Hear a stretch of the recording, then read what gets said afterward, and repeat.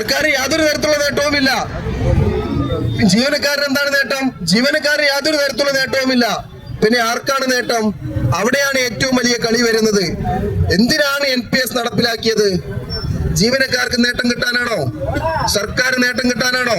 സർക്കാരിന്റെ സാമ്പത്തിക ബാധ്യത ഇല്ലാതാക്കാനാണോ? ഒരിക്കലുമല്ല. പിന്നെയോ കോർപ്പറേറ്റുകളുടെ നിയന്ത്രണത്തിലുള്ള ആർക്കും വേണ്ടാത്ത ഏത് സമയത്തും തകർന്ന് തരിപ്പണമാകുന്ന ഷെയറുകളിലും ഡിബഞ്ചറുകളിലും പണം എത്തിക്കുന്നതിന് വേണ്ടി മാത്രം നടത്തിയിട്ടുള്ള ഒരു ഗൂഢാലോചനയുടെ ഫലമായിട്ടാണ് NPS നടപ്പിലാക്കിയിട്ടുള്ളത്. അതിന് കൃത്യമായിട്ട് അറിയുന്നവർ തന്നെയായിരുന്നു ഇവിടുത്തെ ഇടതുപക്ഷ സർക്കാർ. ഉദ്ഘാടകൻ അത് കൃത്യമായി പറഞ്ഞു. പാർലമെന്റിൽ ഇത് അവതരിപ്പിക്കുമ്പോൾ അതിനെ നഖശിഖാന്തം എതിർത്തവരാണ് ഇന്ന് എന്ത് ചെയ്യുന്നത്? ഏതെങ്കിലും തരത്തിൽ ഇത് പിൻവലിക്കപ്പെടരുത് എന്ന ധാരണയിൽ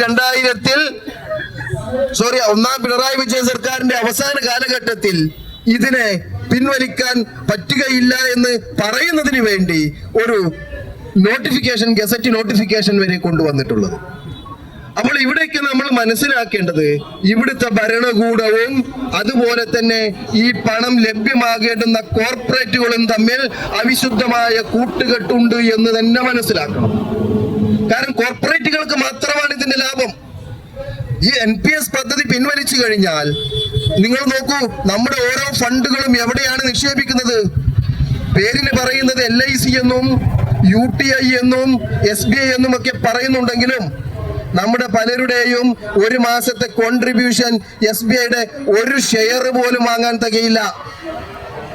LICയുടെയും UTIയുടെയും ഓരോ ഷെയറുകളുടെ വില എന്താണെന്ന് നോക്കണം. നമ്മുടെ ഒരു മാസത്തെ കോൺട്രിബ്യൂഷനേക്കാൾ വലിയ തുകയുണ്ടായിരിക്കും. പിന്നെ എങ്ങനെയാണ് ഇത്രയും അധികം ഷെയറുകൾ നമുക്ക് ഓരോ മാസവും ഇത്രയധികം യൂണിറ്റുകൾ വാങ്ങാൻ സാധിക്കുന്നത്? അവിടെയാണ് അതിന്റെ ഏറ്റവും വലിയ തട്ടിപ്പ്, അവിടെയാണ് അതിന്റെ ഏറ്റവും വലിയ ഗൂഢാലോചന ഒളിഞ്ഞിരിക്കുന്നത്. ഈ പറയുന്ന LICയുടെയും ഈ പറയുന്ന UTIയുടെയും SBIയുടെയും എല്ലാം ചില പെൻഷൻ ഫണ്ടുകളുണ്ട്. ആർക്കും വേണ്ടാത്ത പെൻഷൻ ഫണ്ടുകൾ, പൊതുജനങ്ങൾ തീരെ നിക്ഷേപിക്കാത്ത പെൻഷൻ ഫണ്ടുകൾ. അതിനെ വളർത്താൻ, അതിലേക്ക് കൂടുതൽ പണം എത്തിക്കാൻ, അതിലൂടെ കോർപ്പറേറ്റുകൾക്ക് ലാഭമുണ്ടാക്കാൻ, അതിനുവേണ്ടി മാത്രമാണ് ഈ പദ്ധതി. NPS പറ്റി നിർത്തിക്കഴിഞ്ഞാൽ ആ ഷെയറുകളിലേക്ക് യാതൊരു തരത്തിലുള്ള തുകയും എത്തുകയില്ല. അതിലേക്കുള്ള തുക കുറഞ്ഞാൽ ഇവിടുത്തെ പല രാഷ്ട്രീയ പാർട്ടികൾക്കും ഇത്തരം കോർപ്പറേറ്റുകൾ കൊടുക്കുന്ന തുകയും കുറയും. അതാണ് ഇവരുടെ ഭയം. അത് മാത്രമാണ് ഭയം. അല്ലാതെ ജീവനക്കാരന് സർക്കാരിന്റെ സാമ്പത്തിക ബാധ്യതയല്ല. സർക്കാരിന് സാമ്പത്തിക ബാധ്യതയുണ്ടെങ്കിൽ അത് മുഴുവൻ ഏറ്റെടുക്കാനുള്ള ആളുകളാണോ ജീവനക്കാർ? സർക്കാരിന്റെ സാമ്പത്തിക ബാധ്യത, സർക്കാരിന്റെ നെറികേട് കൊണ്ടും പിടിപ്പുകേട് കൊണ്ടും ഉണ്ടാവുന്ന സാമ്പത്തിക ബാധ്യത NPSകാരുടെ തലയിൽ കെട്ടിവെക്കാൻ നോക്കണ്ട.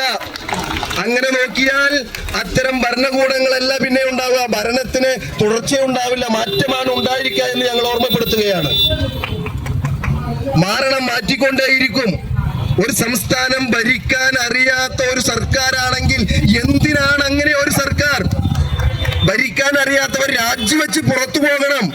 ഇവിടുത്തെ ജീവനക്കാരുടെ അവകാശങ്ങൾ കൃത്യമായി കൊടുക്കാൻ കഴിയില്ലെങ്കിൽ, DA കൊടുക്കാൻ കഴിയില്ലെങ്കിൽ, DR കൊടുക്കാൻ കഴിയില്ലെങ്കിൽ, പെൻഷൻ കൊടുക്കാൻ കഴിയില്ലെങ്കിൽ, ശമ്പളം കൊടുക്കാൻ കഴിയില്ലെങ്കിൽ, ഇതിനൊന്നും വയ്യെങ്കിൽ പിന്നെ എന്തിനാണ് ആ കസേരയിൽ കയറി ഇരിക്കുന്നത് എന്നാണ് ഞങ്ങൾ ചോദിക്കുന്നത്.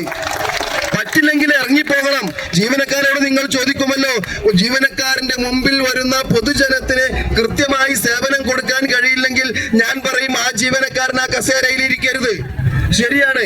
എന്നാൽ ആ കസേരയിൽ PSC പരീക്ഷ എഴുതി കൃത്യമായി പിൻവാതിലൂടെ അല്ലാതെ മുൻവാതിലൂടെ തന്നെ കഴിവ് തെളിച്ചു വന്നിരുന്ന ജീവനക്കാരൻ അധ്വാനിച്ച ശമ്പളം കൊടുക്കാൻ കഴിയില്ലെങ്കിൽ മന്ത്രി കസേരയിൽ ഇരിക്കാൻ നിങ്ങൾക്കും യോഗ്യതയില്ല. അവിടെ കടിച്ചു തൂങ്ങിയിരിക്കാൻ നോക്കിയാൽ വലിച്ചു താഴെയിടും SNPSCക്ക്. യാതൊരു സംശയവും വേണ്ട. ഈ മുദ്രാവാക്യവും ഈ ആവേശവും ഇവിടെ അവസാനിക്കുന്നില്ല. ഈ പോരാട്ടവും ഇവിടെ അവസാനിക്കുകയില്ല.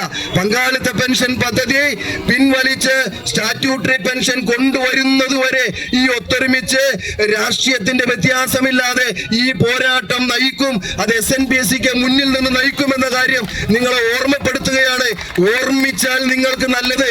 അത് ഒരു തെരഞ്ഞെടുപ്പ് ഘട്ടത്തിലേക്ക് പോകുമ്പോൾ അത് ജീവനക്കാരെ അത്തരത്തിൽ ചിന്തിക്കാൻ നിങ്ങൾ പര്യാപ്തമാക്കരുത്.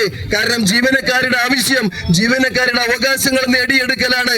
ആ അവകാശങ്ങൾ നൽകുന്നവർ മാത്രം ഇവിടെ ഭരണാധികാരികളായാൽ മതി. ജീവനക്കാരുടെ കാര്യങ്ങൾ കൃത്യമായി നടത്താൻ പറ്റാത്തവർ ഭരണാധികാരികളായി വരേണ്ടതില്ല എന്ന് തന്നെയാണ് ജീവനക്കാർ തീരുമാനമെടുക്കുന്നത്. അത് എല്ലാവരും മനസ്സിലാക്കണം. അത് ഓർത്താൽ നിങ്ങൾക്ക് നല്ലത് എന്നാണ് ഈ സമരത്തിന്റെ സന്ദേശത്തിലൂടെ നിങ്ങളുടെ മുമ്പിൽ ഞങ്ങൾക്ക് പറയാനുള്ളത്. ഇത് മാത്രം പറഞ്ഞുകൊണ്ട് ഞാൻ എന്റെ വാക്കുകൾ അവസാനിപ്പിക്കുന്നു. ജയ് SNBA CCK.